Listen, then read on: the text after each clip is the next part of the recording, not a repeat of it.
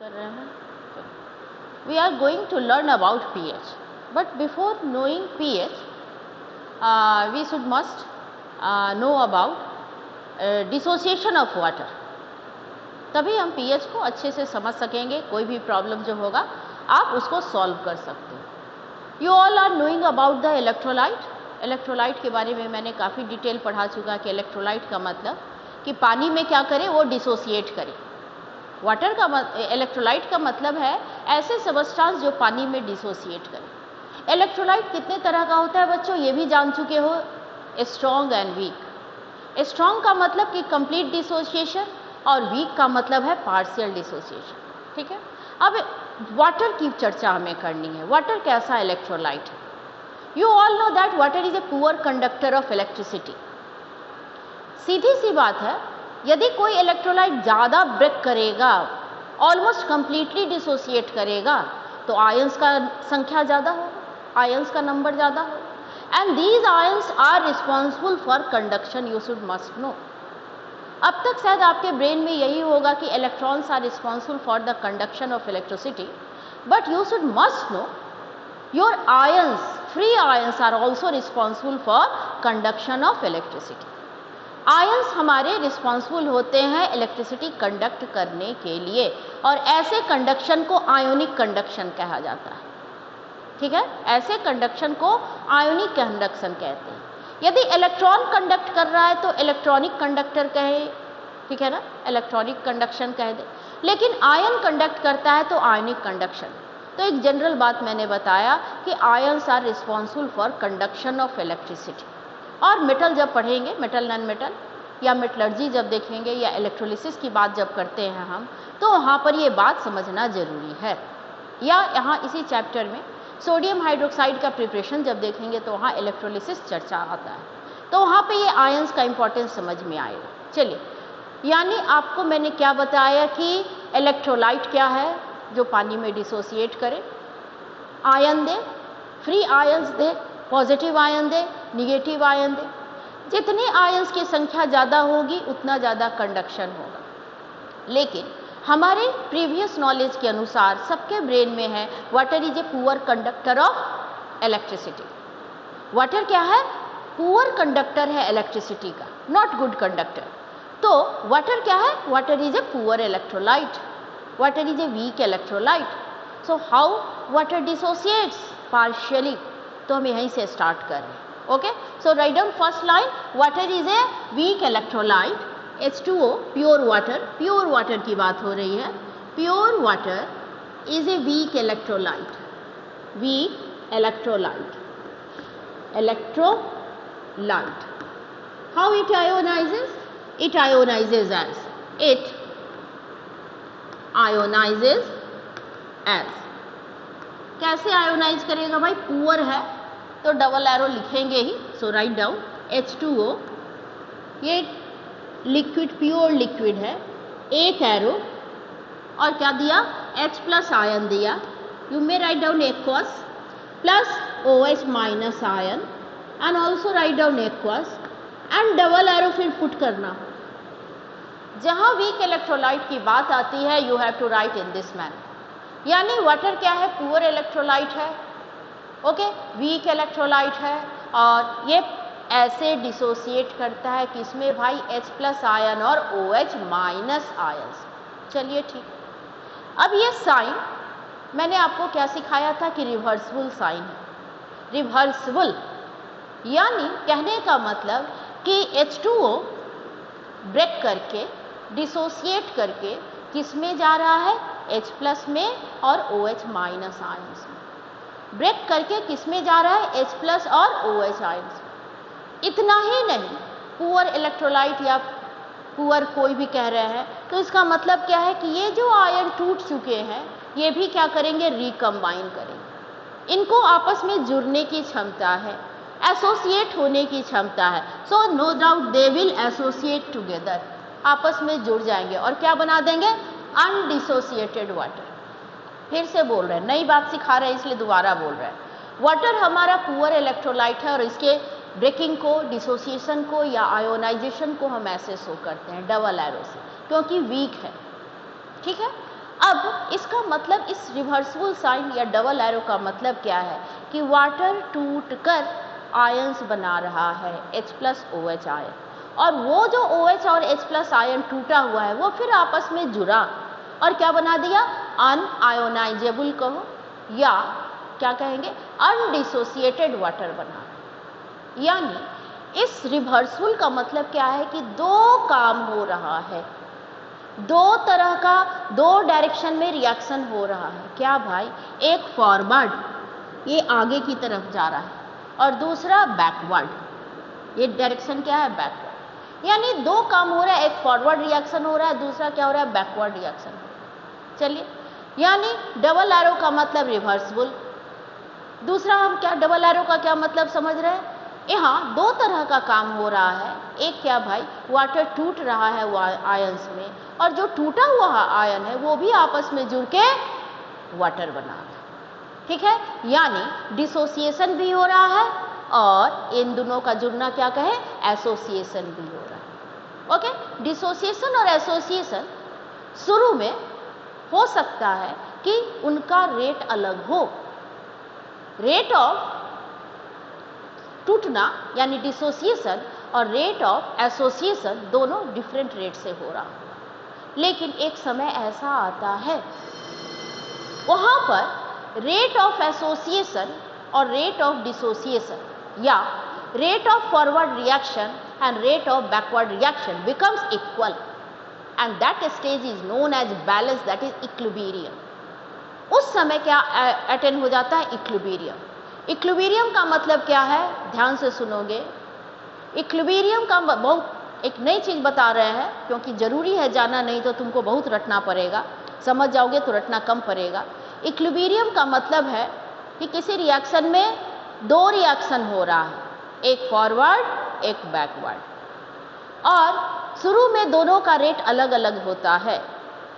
ठीक है, लेकिन कुछ समय के बाद एक ऐसी स्थिति आएगी, ऐसा स्टेज आएगा जहां rate of forward reaction equal हो जाता है रेट ऑफ बैकवर्ड रिएक्शन के, और उस स्थिति में इक्विलिब्रियम अचीव हो जाता है। इक्विलिब्रियम क्या मैंने कहा, नया टर्म है, EQUILIBRIUM,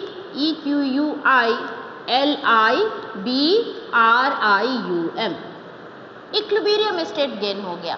इक्विलिब्रियम का मतलब क्या है भाई, rate of forward reaction, rate of forward reaction is equal to rate of backward reaction, rate of backward reaction. यानी कि बैकवर्ड रिएक्शन, ठीक है, कहने का मतलब कि जिस रेट से फॉरवर्ड रिएक्शन हो रहा है उसी रेट से बैकवर्ड रिएक्शन होगा, तो ऐसी स्थिति को हम क्या कहेंगे कि भाई बैलेंस आ गया या इक्विलिब्रियम स्टेट आ चुका है रिएक्शन में। कहने का मतलब यदि वाटर के केस में अप्लाई करें तो जिस रेट से वाटर टूट रहा है उसी रेट से, हाँ चैप्टर 2 का पीएच पढ़ा रहे हैं, ठीक है, कोई नई चीज नहीं पढ़ा रहे, थोड़ा शांत मन करके सुनोगे तो ये टॉपिक बहुत इजी हो जाएगा। ठीक है, बुक से थोड़ा हट के पढ़ा रहे हैं, क्योंकि सारी बात इंक्लूड कर देता है लेकिन मत समझाता नहीं है, तो फिर आपको वहां रटना पड़ेगा। तो बहुत सीधी सी बात बता रहे हैं ना, इक्विलिब्रियम। इक्विलिब्रियम का मतलब है बैलेंस। इक्विलिब्रियम का मतलब है बैलेंस, क्या चीज में, दो चीज में। कौन सी दो चीज में, फॉरवर्ड रिएक्शन यानी आगे रिएक्टेड प्रोडक्ट में गया, फॉरवर्ड रिएक्शन मतलब रिएक्टेड प्रोडक्ट में गया, और बैकवर्ड का मतलब प्रोडक्ट रिएक्टेंट में आ गया। ये दोनों काम ऐसे रेट से हो रहा है, ऐसे हो रहा है कि दोनों का रेट बराबर जब भी हो जाए तो उस स्थिति को क्या कहते हैं, इक्विलिब्रियम। अब एक बहुत बढ़िया इक्विलिब्रियम का एग्जाम्पल बताते हैं। मान लो एक टब ले लो या बकेट ले लो, ऐसा बकेट लो, प्लास्टिक का बकेट। बहुत सारा बकेट में ऐसा भी देखते हो कि बेस के पास नल बना हुआ है, ठीक है ना, गुपचुप वाला सब ऐसा रखता है कि हाथ धोने के लिए नल खोल दिए और ये हो गया। तो वैसा बकेट ले लिया जिसके बेस में नल लगा हुआ है, खोला जा सकता है, बंद किया जा सकता है। अब ऐसे बकेट को हम क्या करें, दूसरे नल के नीचे लगा दें, यानी कि एक नल यह है मेरा, यहाँ से पानी गिर रहा है और नीचे हम बकेट लगा दिए, यानी यहाँ से पानी गिरेगा, बकेट भरने वाला है।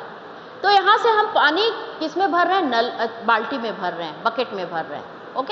ओके भर रहे हैं, लेकिन एक काम क्या करते हैं, एक एडजस्टमेंट करते हैं। किस में, पहले ध्यान से सुनो। एक बकेट है जिसमें मेरा एम है पानी भरना, और उस बकेट में एक नल भी है बेस के पास, पेंदे के पास एक ऐसे ये इतना बड़ा बकेट है, ये समझो कि इतना बड़ा बकेट है और यहाँ पर नल है। ठीक है, दिख रहा है, ये नल। ओके, फिगर ही बना दे रहे हैं, सबसे अच्छा ये हमारा, यहाँ देखो बना दे रहे हैं, ऐसा मैथ्स में आता है क्वेश्चन। ये मेरा नल है ऊपर वाला, ये ऊपर का नल है, ठीक है, यहाँ नल है, ये समझ लो कि ये नल है, इससे पानी गिर रहा है और यहाँ एक बाल्टी लगा दी। इस बाल्टी में क्या है भाई, एक नल यहाँ भी लगा हुआ है। ठीक है, यहाँ भी एडजस्ट करने वाला होगा, नल का नॉब होता है, और यहाँ भी नॉब होगा, दोनों जगह नॉब।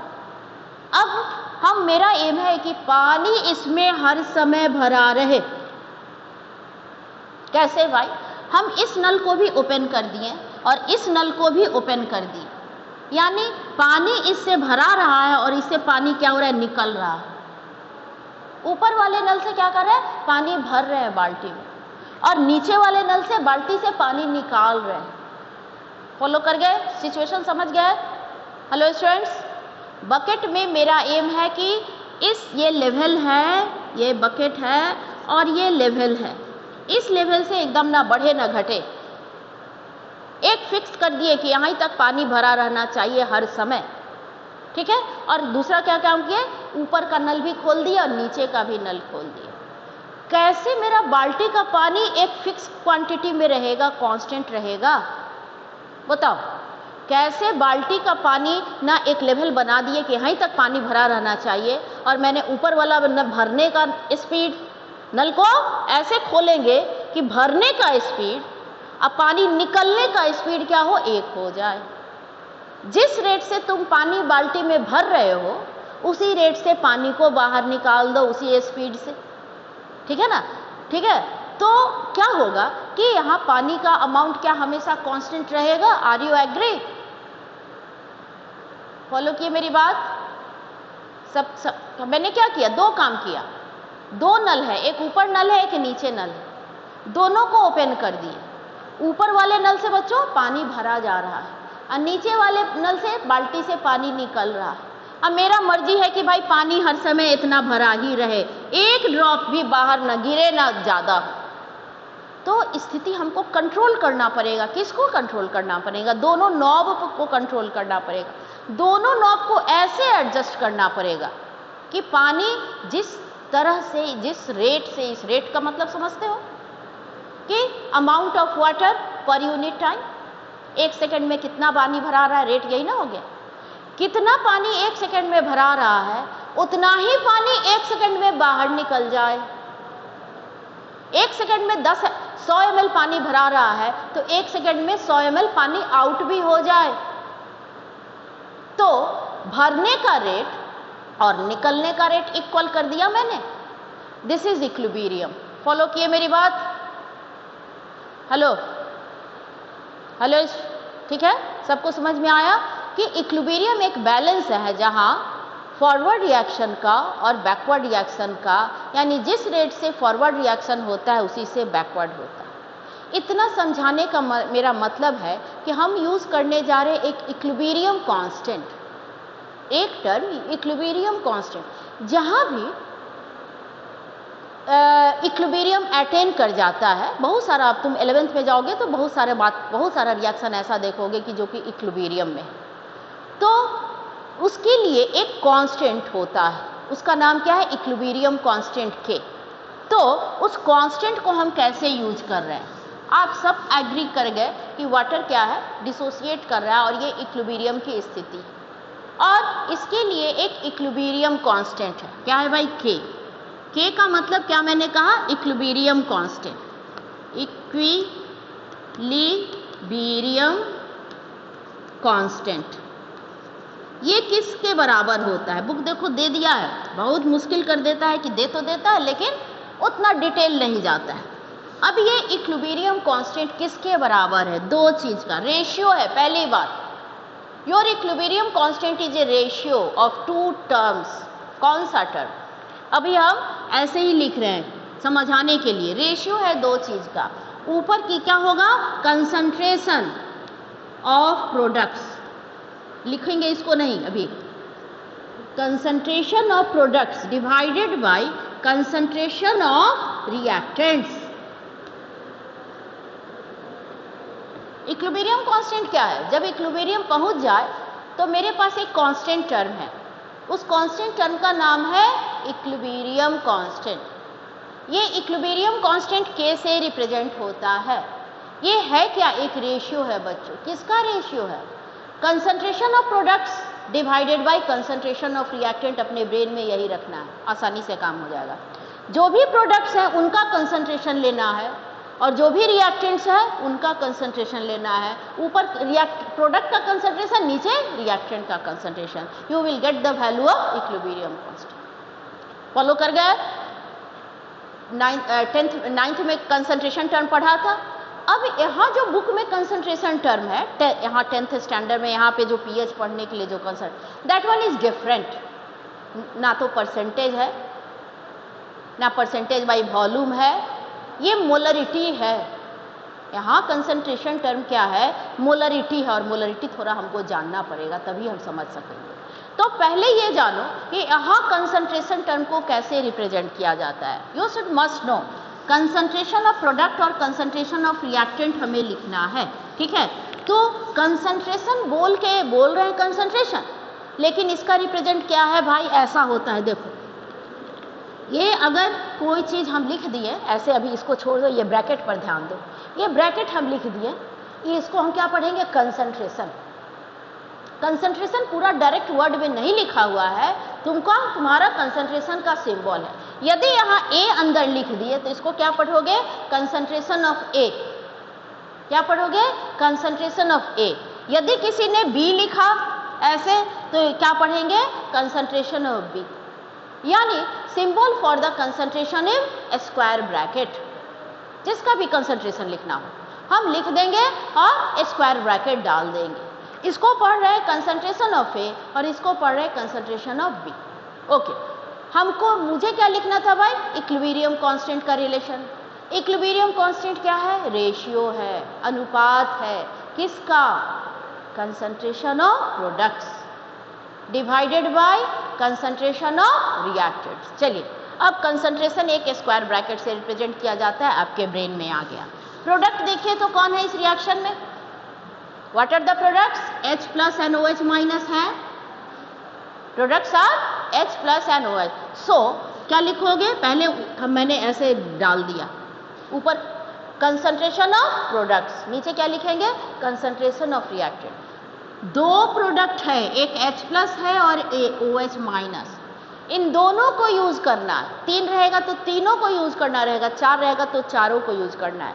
और इस सारे प्रोडक्ट का कंसंट्रेशन का रिलेशन कैसा होता है आपस में? गुना का, ठीक है। तो हम लोग कहते हैं product of concentration of product. लेकिन इतना हमको नहीं जरूरी है। आप क्या करोगे? हाइड्रोजन आयन का कंसंट्रेशन और OH आयन का कंसंट्रेशन के बीच में कैसा रिलेशन होगा? गुना का, मल्टीप्लिकेशन का। सो what you will write? Concentration of H plus, और यहाँ क्या है? मल्टीप्लिकेशन का साइन है, दे या नहीं दे, ठीक है। और ये क्या होगा? Concentration of OH minus. तो हमने लिख दिया कंसंट्रेशन ऑफ प्रोडक्ट लिख दिए। अब क्या है? ये वाटर है, ये क्या है? रिएक्टेंट है। तो नीचे हमको क्या लिखना है? Concentration of reactant. So write down concentration of reactant. Follow किए कि इक्विलिब्रियम कांस्टेंट कैसे लिखना चाहिए। हेलो स्टूडेंट्स, सबको समझ में आया? क्या होगा भाई? इक्विलिब्रियम कांस्टेंट इज रेशियो, अनुपात है। किसका? Concentration of products. जितने भी प्रोडक्ट्स हैं सबका लेना है गुना, कंसंट्रेशन को गुना कर देंगे। यानी हम तो तुमको समझाने के लिए इजी करके बोल रहे हैं। हम लोग कहते हैं it is ratio of product of concentration of products. Product of concentration of product, product पहला वाला प्रोडक्ट का मतलब गुना, गुणनफल है कंसंट्रेशन ऑफ प्रोडक्ट्स का।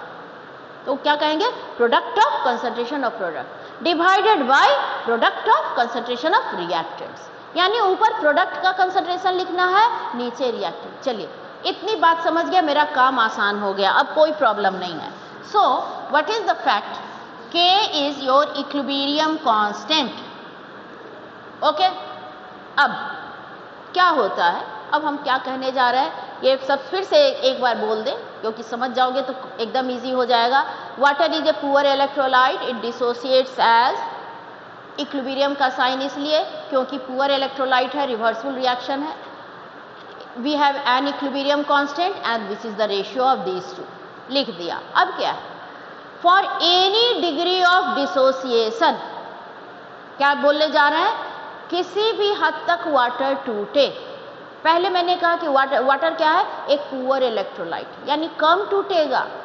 100 मॉलिक्यूल लोगे तो 10 ही मॉलिक्यूल टूट रहा है, सबका सब नहीं ब्रेक कर रहा है। तो पुअर इलेक्ट्रोलाइट है तो कम ही मॉलिक्यूल टूटेगा, मिनिमम मॉलिक्यूल टूटेगा।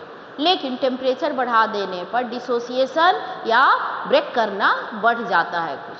तो हम क्या कह रहे हैं, for any degree of ionization, या कहो for any extent of ionization, या कहो for any extent of dissociation. Dissociation और आयोनाइजेशन एक ही बात है, थोड़ा सा डिफरेंस है, आगे जाके देखोगे। तो क्या लिख रहे हैं भाई, for any degree of ionisation, for any degree, degree मतलब extent, degree of ionisation, ionisation of water, water किसी भी हद तक टूटे। वी हैव, हमारे पास क्या है, we have HAV, we have H plus equal to OH minus. Very important fact, ठीक है, दिखाई दे रहा होगा, इसका मतलब समझा रहे हैं। क्या कहें, for any degree of ionization, अरे हम जान रहे हैं कि वीक इलेक्ट्रोलाइट है, कम टूटेगा, लेकिन कोई टेम्परेचर बढ़ा दिया, ठीक है, तो और भी टूट जाएगा। यानी कैसे भी टूटे, किसी हद तक टूटे। वाटर के लिए H प्लस का कंसंट्रेशन, प्योर वाटर में H प्लस का कंसंट्रेशन और OH आयन का कंसंट्रेशन हमेशा बराबर होता है, ठीक है ना। प्योर वाटर में H प्लस का कंसंट्रेशन और OH आयन का कंसंट्रेशन हमेशा बराबर होता है for any degree of ionization. Are you agree, ये बात समझे कि प्योर वाटर है, ये जो टूट रहा है, एक मॉलिक्यूल वाटर टूटेगा तो एक यूनिट H प्लस बनेगा, एक यूनिट OH माइनस बनेगा। मान लो डिग्री बढ़ गया, टूटने का दर बढ़ गया, तो 10 मॉलिक्यूल ये टूटेगा, 10 मॉलिक्यूल टूटेगा तो 10 H प्लस आयन बनेगा, 10 OH माइनस बनेगा। और भी डिग्री बढ़ जाए, एक्सटेंट बढ़ जाए टूटने का, तो क्या होगा, मान लो 50 मॉलिक्यूल टूट रहा है तो 50 H प्लस बनेगा, 50 OH बनेगा। तो कुछ भी टूटे, इन दोनों का कंसंट्रेशन बराबर होगा। Are you agree? Hello hello students, ये बात समझ में आई? सबको समझ में आई मैंने क्या कहा, या नहीं समझ में आया तो भी बोलिए। हेलो स्टूडेंट्स, गर्ल्स बोलो, समझ में आया? हेलो, मैंने कहा कि अगर हम वाटर लिए 4 मॉलिक्यूल, 100 मॉलिक्यूल मान लिए 100%, उसमें से 2 ही मॉलिक्यूल पहले टूटा, लोअर टेम्परेचर 10 डिग्री पर 2 मॉलिक्यूल टूटा, तो कितना H प्लस बनेगा, 10 H प्लस और 10 OH माइनस। टेम्परेचर 20 डिग्री कर दिए, तो अब मान लो 25 वाटर मॉलिक्यूल टूट रहा है, तो कितना H प्लस बनेगा, एक 25 H plus and 25 OH ion. यानी कोई कितना भी टूटे, H plus and OH ion का कंसंट्रेशन हमेशा बराबर होता है। कहाँ? प्योर वाटर में। Is it clear? फॉलो कर गए मेरी बात? हेलो अद्वित, समझ गए? चलिए, वेरी गुड। अब देखो हम एक चीज और, यहाँ वाटर का, यहाँ इक्विलिब्रियम कांस्टेंट लिखा मैंने, इक्विलिब्रियम कांस्टेंट लिखा। ये वाटर जो है, concentration of water in equation 1 कर दे रहे हैं, equation 1। In equation 1 concentration of water is constant. इस जो डिनोमिनेटर में है, इसके वाटर के कंसंट्रेशन को हम कांस्टेंट ले लेंगे। क्यों भाई? सोचो, ये पुअर इलेक्ट्रोलाइट है, यानी कि थोड़ा सा वाटर मॉलिक्यूल टूटा। अगर मान लो समुद्र से एक गिलास पानी निकाल लिए तो समुद्र के अमाउंट में क्या पानी के अमाउंट में फ़र्क पड़ने जा रहा है? हम एक बाल्टी ही निकाल लेंगे, कोई फ़र्क नहीं पड़ेगा, ठीक है ना। समुद्र के पानी से या नदी है मेरे पास, उसमें से एक बाल्टी पानी निकाल लिए तो क्या पानी कम हो जाएगा? लगेगा उतना ही का उतना ही है। तो वाटर जो हम ले रहे हैं, कह रहे पुअर इलेक्ट्रोलाइट है, 100 मॉलिक्यूल लिए तो 5 ही मॉलिक्यूल टूटेगा, तो क्या टूटा? कुछ नहीं टूटा। कह देंगे कि नहीं भाई वाटर जस का तस है, उसका क्वांटिटी एज इट इज है, कोई क्वांटिटी में फ़र्क नहीं आया, उसके कंसंट्रेशन में कोई फ़र्क नहीं आया। भाई 4 मॉलिक्यूल टूट गया तो क्या हुआ? बाकी तो अनडिसोसिएटेड है, ठीक है। इसलिए डिनोमिनेटर में ये जो वाटर लिखा हुआ है, इसको you can consider as a constant, कि पानी के अमाउंट में कोई फ़र्क नहीं हुआ। क्यों भाई? क्योंकि वाटर पुअर है, इलेक्ट्रोलाइट है, कुछ ही मॉलिक्यूल टूटता है, तो मैक्सिमम मॉलिक्यूल नहीं टूट रहा है, तो हम कहेंगे जितना पानी लिए थे भाई वही है, उसके कॉन्सेंट्रेशन में कोई फ़र्क नहीं आया, उसके अमाउंट में कोई फ़र्क नहीं आया। Okay, so in equation 1 concentration of water is constant. H2O क्या है? It is a constant. तो अब नीचे कांस्टेंट हो गया और ये भी कांस्टेंट है, क्यों नहीं एक साथ कर दें? So you can write KW, K into H2O, एक साथ कर दो और यहाँ लिख दो H प्लस OH माइनस, ठीक है। अब ये कांस्टेंट है, this one is constant and this one is another constant, it will give you another constant. एक कांस्टेंट इक्विलिब्रियम कांस्टेंट, ये है वाटर का कंसंट्रेशन, ये भी कांस्टेंट है। वन कांस्टेंट और दूसरे कांस्टेंट का multiplication, it will give you another constant that is KW। Book में KW का चर्चा किया, ठीक है, KW। And now you have KW is equal to H plus OH minus. Follow किए मेरी बात इतना तक? What is KW? नीचे का रब कर रहे हैं। What is KW? KW is equal to H plus concentration of H plus into concentration of OH minus. And what is it is defined? KW का मतलब क्या है? बुक में लिखा हुआ है, ये KW को कहते हैं ionic product of water, ionic product of water. इस KW का नाम क्या है? खत्म, हेलो है, चलिए। इस KW को क्या कहते हैं? आयनिक product of water. Is it clear? यहाँ तक फॉलो कर गए मेरी बात या कहीं डाउट है? तो KW क्या है? Ionic product. अब कहता है एक लाइन तुमको कह दिया कि ionic product of water at 25 degree C का वैल्यू दे रहा है, तो हम क्या लिखने जा रहे हैं? At 25 degree centigrade ionic product of water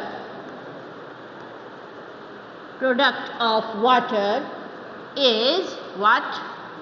1.0 into 10 to the power minus 14। इसी को समझाने के लिए इतना बखेरा चल रहा है। आयनिक KW की वैल्यू क्या कह रहा है? Ionic product of water is 1, छोड़ भी दो या लिखना चाहिए 1.0 into 10 to the power minus 14, ठीक है ना, माइनस 14 m स्क्वायर या m स्क्वायर लिख रहे हैं अभी, ठीक है, m स्क्वायर। इस KW की वैल्यू क्या कह रहा है? क्या है भाई? 10 to the power minus 14 m square, and m is molarity, concentration को एक्सप्रेस कर रहा है, उसको समझाना अलग होगा। तो आयनिक प्रोडक्ट का वैल्यू 25 डिग्री पर ये वैल्यू फिक्स है। क्या भाई? 10 to the power minus 14 m square या मोल स्क्वायर लीटर माइनस 2, ठीक है, यहां तक समझ गए? हेलो, m इज यूनिट, जिसको अलग से समझाएंगे, मोलरिटी कहते हैं, इसको अलग से समझाएंगे, ठीक है। Is it clear? ये ऑलरेडी वेल नोन। हाँ, बस सेंटीग्रेड पर, हाँ सेंटीग्रेड पर ये वैल्यू है, और नहीं तो 298 केल्विन कर देंगे। ओके, अब हम क्या करें? m को अभी थोड़ी देर के लिए छोड़ दो, इसकी वैल्यू क्या करें कि यहाँ पुट कर देते हैं, इसकी वैल्यू यहाँ पुट कर देते हैं। चलो क्या लिखें? 1 हटा दे रहे हैं, 10 to the power minus 14 m, और ये क्या है भाई H plus into OH minus. और क्या सिखाए हैं तुमको, for any degree of ionisation H plus is equal to OH minus, कहे है ना, इसके पहले लिखे हैं कि H plus is equal to OH minus. तो H प्लस की जगह OH पुट कर सकते हो या OH की जगह H प्लस पुट कर सकते हो, बोलिए। हमारे पास क्या है, H plus for pure water, only for pure water OH और H प्लस की संख्या एक है, बराबर है, कंसंट्रेशन इक्विवेलेंट है, कहाँ, pure water. So you can put instead of each one another.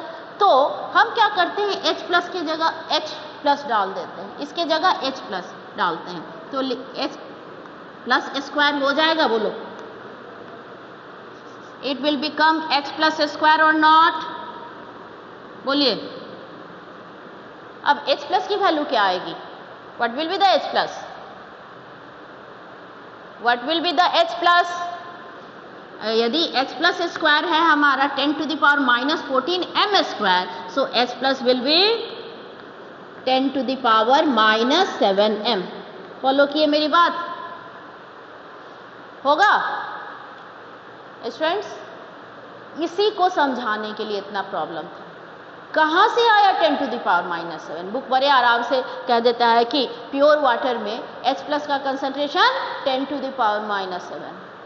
इसी को समझाने के लिए हम इतना देर से परेशान थे, इसीलिए इतनी बात समझाई कि आया कहाँ से। So H plus concentration in pure water, what is the concentration of H plus, 10 to the power minus 7। And what will be the OH ion, क्या OH आयन ऐसा ही नहीं होगा?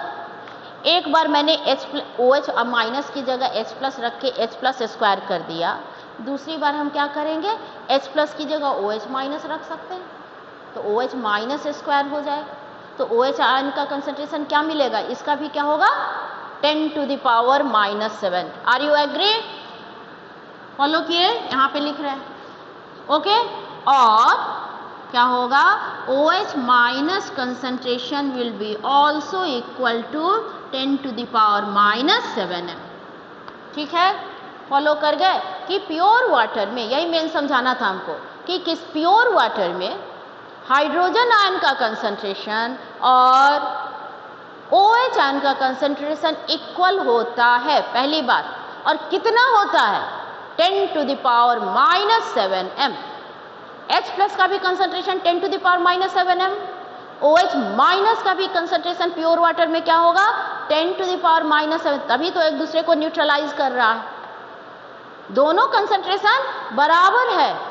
और H एक पॉजिटिव आयन है, एक निगेटिव है, they are cancelling to each other, and that's why water is your neutral. ठीक है, so what you understand, in pure water hydrogen ion concentration is, अब यहाँ से इतना बात तुम एक बार पढ़ लिए, रिवीजन करने की भी जरूरत नहीं है, तुम सीधे स्टार्ट कर सकते हो, क्योंकि तुम समझ गए कि ये 10 टू द पावर माइनस 7 कहाँ से आया। बेसिक प्रॉब्लम यही था कि बच्चों कि तुमको लगता कि कहाँ से आ गया 10 टू द पावर माइनस 7, इसलिए इतना बताना पड़ा। अदरवाइज सीधे हम भी स्टार्ट करते हैं कि हाइड्रोजन प्योर वाटर में ऐसा होता है, तो तब रटते, लेकिन अब नहीं रटोगे। So what you we have in pure water, what is the fact, H plus is equal to OH minus ion and this value is equal to 10 to the power minus 7 m। ठीक है, m लिखेंगे या मोल पर litre, ये molarity को इसको complete कर लेते हैं तब डिफाइन करते हैं। अब बताओ, ये प्योर वाटर है, एक बर्तन में प्योर वाटर है जिसमें क्या है भाई, जितना H प्लस है उतना ही OH आयन है, उसकी वैल्यू क्या है, 10 to the power minus 7 m। दोनों का H प्लस का भी concentration 10 to the power minus 7 m and capital M ही लिखना है, और OH का भी। अब क्या करें, इस बर्तन में 2 ड्रॉप एसिड डाल देते हैं, क्या करें, 2 ड्रॉप एसिड डाल देते हैं। ठीक है, बाय एडिंग या इन एसिडिक मीडियम लिख दे सीधे, इन एसिडिक मीडियम क्या होगा, थोड़ा सा हम H प्लस डाल दिए। क्या डाले, एसिड डाल रहे हो, एसिड डाले हो यानी आर्हेनियस एसिड डाल रहे हो यानी H प्लस डाल रहे हो। पहले क्या था, H प्लस और OH माइनस एकदम बराबर, इसका भी वैल्यू 10 टू द पावर -7, इसका भी वैल्यू, ये एक बर्तन में दोनों बराबर है। अब ऊपर से H प्लस डाल दिया गया, अब क्या होगा, किसका कंसंट्रेशन बढ़ जाएगा, H प्लस का। So can you right H plus concentration will become greater than OH minus ion. तो इतना तो समझ में आ गया होगा कि एसिडिक नेचर के लिए एसिड ही में पढ़ चुके कि H प्लस रिस्पॉन्सिबल है बेसिक नेचर के लिए OH माइनस। तो जब ऊपर से जब दोनों बराबर था और उसमें फ्यू ड्रॉप एसिड डाले यानी आपने डाला H प्लस, तो इसकी संख्या बढ़ गई यानी इसका कंसंट्रेशन अधिक हो गया, इसका कंसंट्रेशन कम हो गया। ओके, इसका कंसंट्रेशन कम है और इसका कंसंट्रेशन अब ज़्यादा है। अब क्या एग्जैक्टली कितना है भाई, देख ले। H प्लस का कंसंट्रेशन नाउ ये इट इज कितना ग्रेटर देन किससे हो गया भाई, पहले था 10 to the power -7 pure water में, अब ज़्यादा हो जाएगा ना, greater than 10 to the power -7। और OH आयन का कंसंट्रेशन क्या हो जाएगा, less than 10 to the power -7, यानी एसिडिक सॉल्यूशन में भाई ये स्थिति हो गई। इससे क्वेश्चन आता है, एसिडिक सॉल्यूशन में आपने डाला H प्लस का कंसंट्रेशन अब ज़्यादा हो गया OH आयन से क्योंकि आपने H प्लस डाला। कितना ज़्यादा हुआ भाई, H plus should must be greater than 10 to the power -7 है। अब जब H प्लस बढ़ गया 10 टू द पावर -7 से, तो इसको तो घटना ही पड़ेगा ना, मैं कम ही लिखूंगी ना। क्यों ऐसा कह रहे हैं कि भाई इसको इतना, ये इतना बढ़ गया तो इसको कह रहे हैं इतना ये कम हो गया, क्यों भाई, because you all are knowing H plus into OH ion is that is equal to ionic product, constant के बराबर है ना, ये याद करो। तो KW बराबर H प्लस इंटू OH निकाला है ना हमने, ये तो निकाल चुके हैं, और इसकी वैल्यू क्या कहते हैं, 10 टू द पावर -14 m²। तो ये यदि ये 10 टू द पावर -7 है और ये भी 10 टू द पावर -7 है, तभी ना ये 10 टू द पावर -14 m, क्योंकि ये तो कांस्टेंट है। अगर ये बढ़ जाएगा तो इसको घटना होगा, और ये बढ़ जाएगा तो इसको घटना होगा। ये फॉलो किए मेरी बात, ये तो फिक्स वैल्यू है एट 25 डिग्री से, ये वैल्यू नहीं बदलने जा रही, ये 25 डिग्री पर -10 टू द पावर माइनस